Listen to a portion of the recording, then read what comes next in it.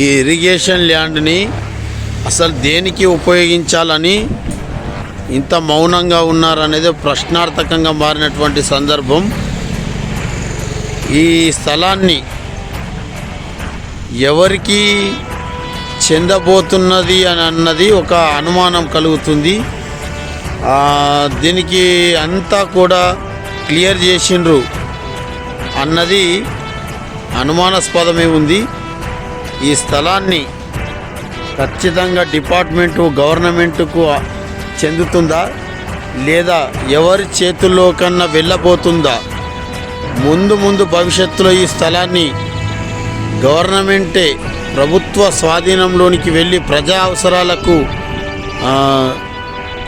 Municipal ఆధ్వర్యంలోనే ఉంటుందా, revenue డిపార్ట్మెంట్లోనే ఉంటుందా, ప్రజా అవసరాలలోకి ఉంటుందా, లేక కబ్జాదారుల కోరల్లోకి వెళ్ళిపోతుందా? ఎవరైనా దీని మీద కన్నేశారా? దీనిపై మౌనంగా ఉంటూ భవిష్యత్తులో ఈ స్థలాన్ని ఎవరి పాలు కాబోతుందో అని అనుమానాస్పదాలు మొదలయ్యే సందర్భం ఇది. ఇన్ని కోట్ల రూపాయల స్థలాన్ని ఎవరి చేతుల్లోకి వెళ్ళబోతుంది? ప్రజలని మోసం చేయడానికి చూస్తున్నారా, లేక నిజంగా ప్రభుత్వ ఆధీనంలో ఉండి ప్రజల అవసరాలను తీర్చేందుకు ఆలోచిస్తున్నారా? భవిష్యత్తు ఏం జరగబోతుందన్నది అనుమానాస్పదంగా మారిన సందర్భం. ఈ కోట్ల రూపాయల విలువ చేసే ఈ ఇరిగేషన్ ల్యాండు ఖచ్చితంగా ఎవరి పాలు అవుతుందని అనుమానాలు వ్యక్తం చేస్తున్నారు దీని మీద. కాబట్టి ఖచ్చితంగా దీన్ని ప్రభుత్వ స్వాధీనంలోకి తీసుకొని ప్రజా అవసరాలకు వాడాలని ప్రజలు కోరుతున్నారు.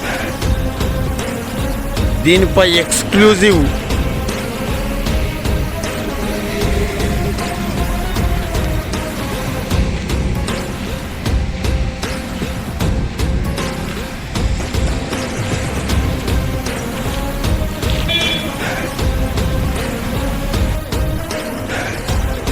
మరొక విషయం కూడా వినపడుతుంది.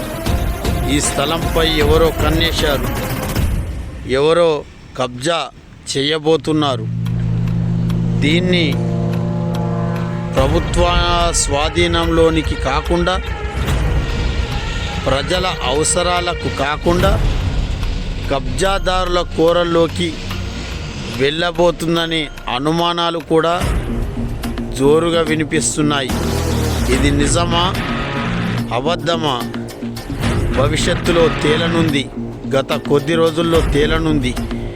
డిపార్ట్మెంటు గట్టిగా ఉండి ఈ స్థలాన్ని స్వాధీనంలోకి తీసుకొని ప్రజా అవసరాలకు ప్రభుత్వ స్వాధీనంలో ఉండి ఆదాయ సముదాయానికి ఆర్మూర్ పట్టణ అభివృద్ధి కొరకు ఆలోచిస్తే బాగుంటుందని ప్రజలు కోరుతున్నారు. కానీ అలా జరుగుతుందా? అది జరిగే పనేనా? అసలు ఏం జరగబోతుంది ఈ స్థలం విషయంలో? మౌనం దేనికి పాటిస్తున్నారు ఇన్ని రోజులు అన్నది, దీనిపై వివరణ ఇవ్వాల్సింది ఎవరు? వివరణ చెప్పాల్సింది ఎవరు? ఈ స్థలాన్ని ఏం చేయబోతున్నారు అన్నది చర్చనీయాంశంగా మారిందని చెప్పాలి.